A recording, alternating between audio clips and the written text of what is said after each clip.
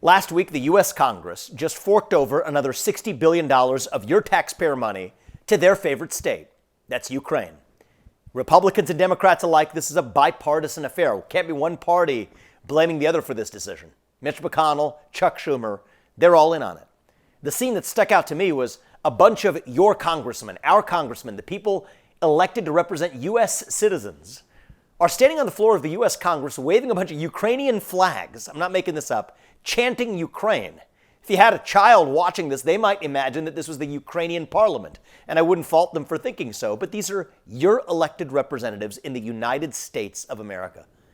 This must make Zelensky literally the most successful lobbyist of the 21st century by far. I mean, it's been masterful. If he's doing comedy, this guy's prior career as a comedian, he's doing a great job pulling a comedy act of a century.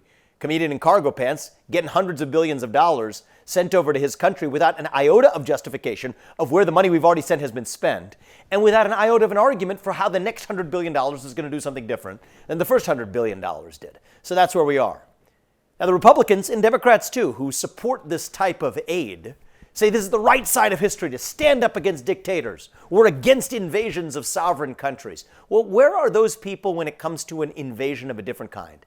Let's talk about Azerbaijan displacing over 100,000 Armenian Christians. The number's closer to 120,000 Armenian Christians out of the Nagorno-Karabakh region.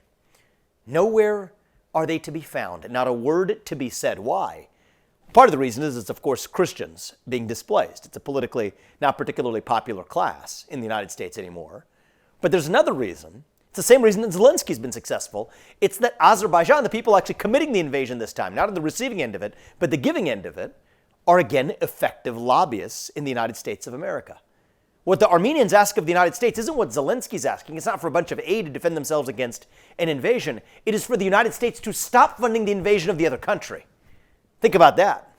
The very people who will talk about sovereignty and democracy and the importance to be on the right side of history are the very ones also staying silent, if not actually supporting, arming the Azerbaijanis to go after 120,000 Armenians who have been displaced in the Nagorno-Karabakh region, which back in the early 1990s, the very time of the Budapest Memorandum that supposedly was supposed to codify Ukraine's sovereignty, other agreements in the 1990s that settled a status quo that has now been disrupted. It's disgusting. This comes about a little over a century, after the genocide of a number of Armenians, and that's what makes today Armenian Genocide Remembrance Day. And I'm proud to say I do stand with the Armenians. And I say that as a proud American. I have one loyalty as a citizen. It is to this nation, the United States of America. But we have allies around the world. Armenia is one of those allies. And standing with that ally doesn't just mean sending them unconditioned aid by the hundreds of billions, as we're doing to Ukraine. It means that we're not backdoor funding the invasion of their own people using your taxpayer dollars to do it because we've been lobbied to do it. That's a corruption of the system. That's what it means to actually stand for America First principles. It's not an isolationist position. It's ridiculous, actually.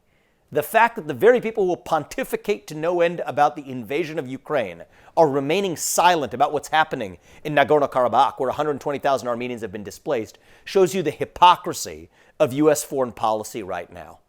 And I think this is a bipartisan disaster, but it's going to take people who get to the heart of the matter, what's actually happening, look at this through the filter of advancing American interests, including standing for our allies, but doing it in a principled way rather than in an arbitrary way, which is what's happening today.